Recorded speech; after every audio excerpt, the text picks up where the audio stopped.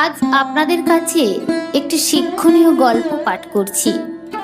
মন দিয়ে গল্পটি শুনবেন, আশা করি ভালো লাগবে।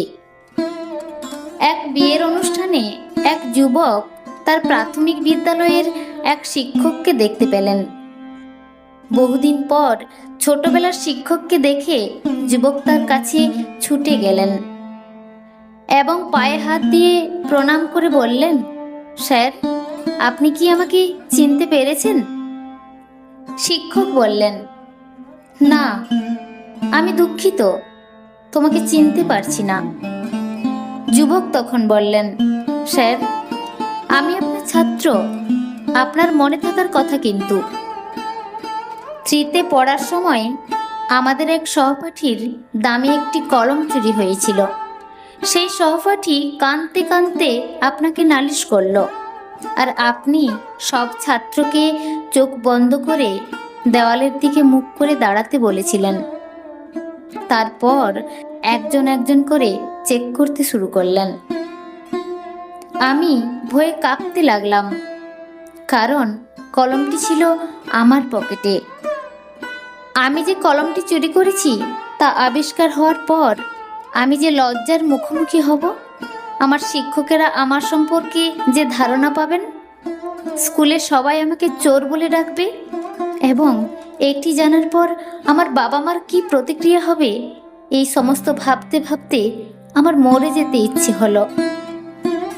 একসময় আমার পালা এলো।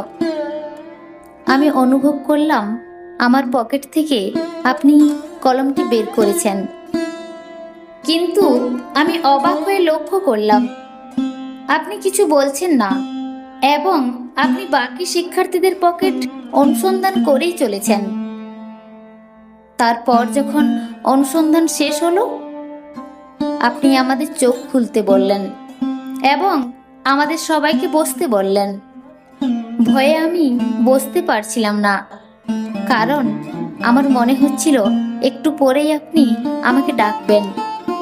কিন্তু না, আপনি তা না করে কলমটি সবাইকে দেখালেন এবং মালিককে ফেরত দিলেন। কলমটি যে চুরি করেছে তার নাম আপনি আর কখনো কাউকে বলেননি।